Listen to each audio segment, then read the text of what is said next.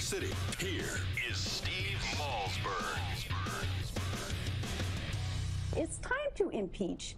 And on behalf of the American workers and legal immigrants of all backgrounds, we should vehemently oppose any politician, any candidate on the left or the right who would hesitate in voting for articles of impeachment.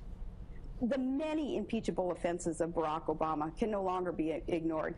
There's a list of at least 25 impeachable offenses that I've seen.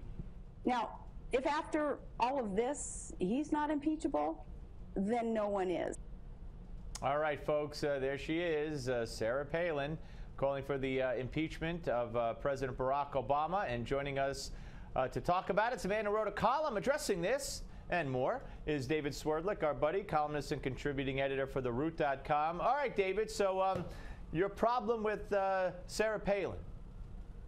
Well, Steve, she says the many impeachable offenses of President Barack Obama, yet in her much talked about column in Breitbart.com, she names not a single one. What's up with that? I don't know. I'm not here to defend Sarah Palin, certainly. But there are other people besides her that have brought up that word. Certainly, if she's going to say there are 25, not one and not two and not three, but 25 or whatever she said, 20-something, she should certainly go out of her way to mention all of them, if not most of them. So I agree with you there. Or how about just one of them, Steve? She rehashed her complaint from 2008 that Americans don't feel like Americans anymore in their own country, which is basically a dressed up way of saying, I want my country back. She went out and said she didn't like what he was doing on immigration. Okay, a lot of people don't like what he's doing on immigration. She said she didn't think he was doing a good job with the economy and listed off a few things, criticisms that she had. All of those things are criticisms, and she's entitled to criticize. None of those things is even close to an impeachable offense.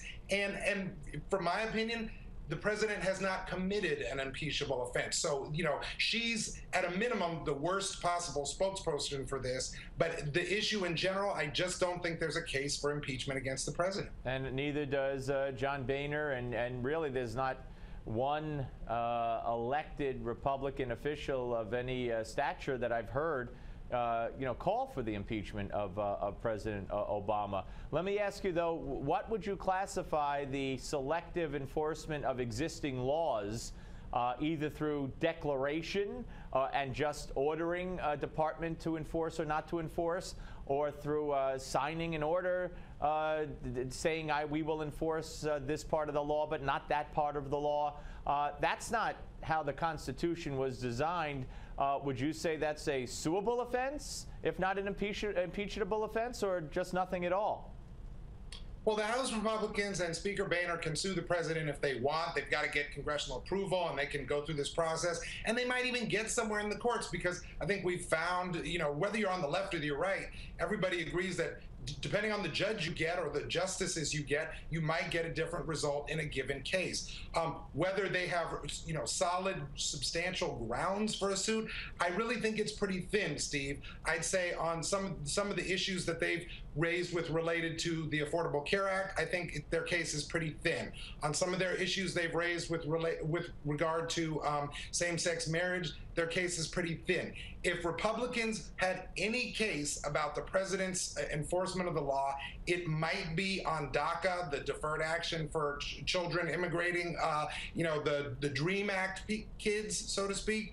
But even that, I think, is borderline, because, the president didn't executive order allow them to stay. He administratively deferred processing them and gave them work authorization. Well, to me that's even worse. I mean, declaring without putting it official, I've instructed ICE to enforce this part of the law, but not that part of the law. Did it with welfare reform, the workfare, so-called workfare requirement.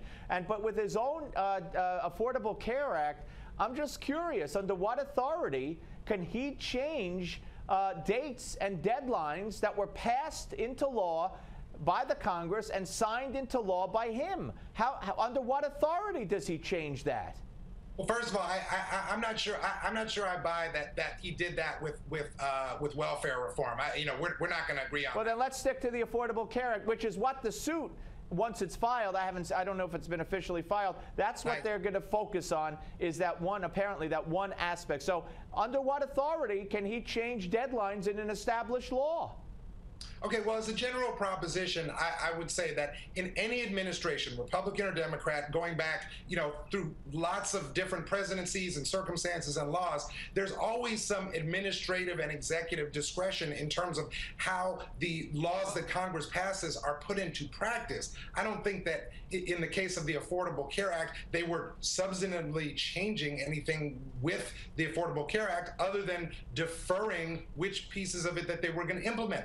By the way, I'm not saying that was even a good idea. I'm just suggesting that it's certainly not impeachable, and I think it's a thin case for a lawsuit too, if you ask me. Well, that's what I want to focus on, because I think we've settled the impeachment part of it here, and focused on the lawsuit part of it. When you have constitutional scholars like a bunch of them, and one who's voted for Obama twice, saying that Jonathan Turley, and saying I liked him and I voted for him twice, but he's out of control.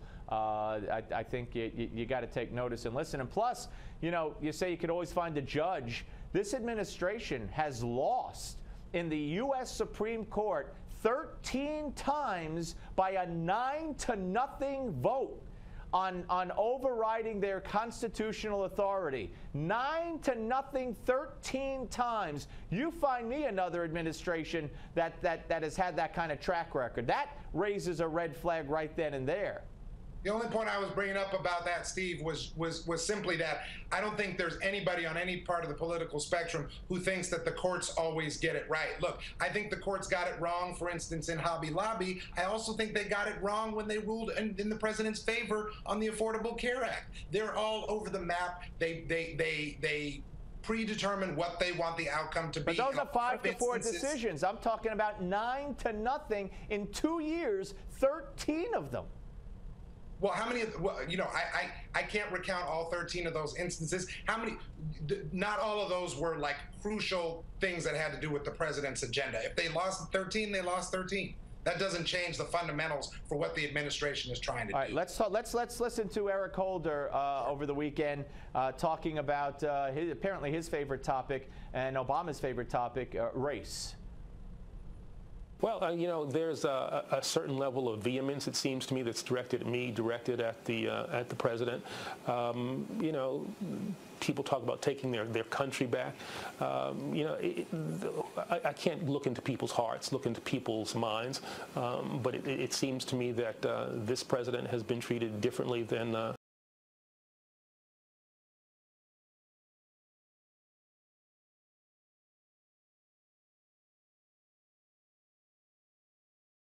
blacks and some racist whites. But to say people who say we want to take our country back from a man who promised to change America, that's for the overwhelming majority of people who want to take their country back.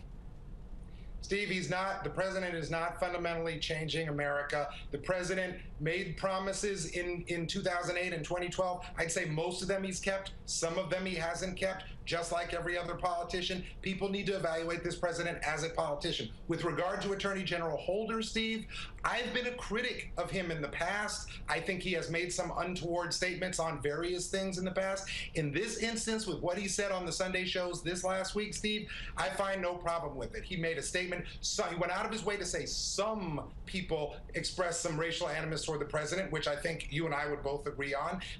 Maybe not the majority, but no, I don't agree. I don't agree that there's. I mean, I don't hear people expressing racial animus towards the president. He says anybody. Not anybody. I don't know who. I mean, what? I don't know.